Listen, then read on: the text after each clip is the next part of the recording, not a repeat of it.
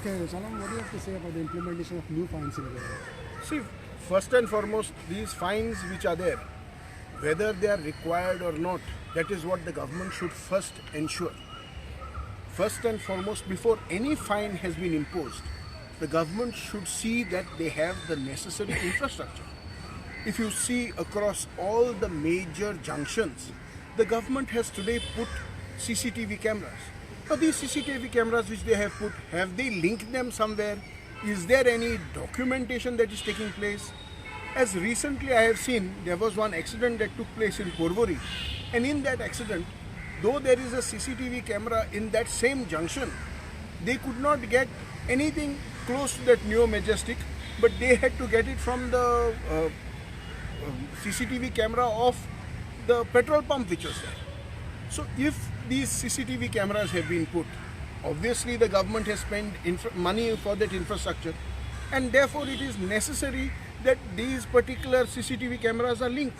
Second, more importantly, since these fines are to do with the road, the government should ensure that the roads are first of that quality where people can afford to pay the loans, and they can afford to pay the fines. Because if you see, today what is the scenario? You have got potholes everywhere, you have got roads which are not, the infrastructure of the roads is not sufficient, and on top of that, the government now wants to implement new fines which are more than 7 to 10 times the existing fines. You know, as per what I have read, it says that a fine for not wearing the seat belt or not wearing a helmet is roughly about 1,000 rupees, whereas the current rate they were charging 100 rupees. Now, again, there has to be a proper monitoring system to see that these fines are going to the right place. Because who says that there will be a proper monitoring system? What is the so-called procedures that the government has in place? So it could be a scenario that people are paying 1,000 rupees, but it is not at all being reflected into the fines. So it is high for the government, now that the government has just been formed, and there is a chief minister here. There is no minister as such for transport. They should now see. They should take in their cabinet meeting, as they had a cabinet meeting recently. They should sit down and they should chalk out whether they really want these fines. Second, whether they can reduce these fines, because you have to understand that these fines will cause a hindrance to the local public. Yes, fines are required, but the quantum of fines is what they have to see, because ultimately it is, going to cause a further drain on people when they have just sort of come out of the pandemic, where so many people have lost their lives and so many people have lost their jobs. So there is no already a financial insecurity which is there, and this will cause further insecurity. Shalom, what the transport director has to say is that this is a Supreme Court order, and because of that it had to be implemented long back. But amka te masha ullamnan, anyhow they had to implement it, they say. See, so as an advocate, kasha padega tumi? See, this is as I said before, this Supreme Court order was there, and therefore I said that fines are necessary, but the quantum of fine is where the government can appeal. Quantum of fine, as they have already kept it in abeyance for so long, what stops them from keeping it in abeyance slightly more?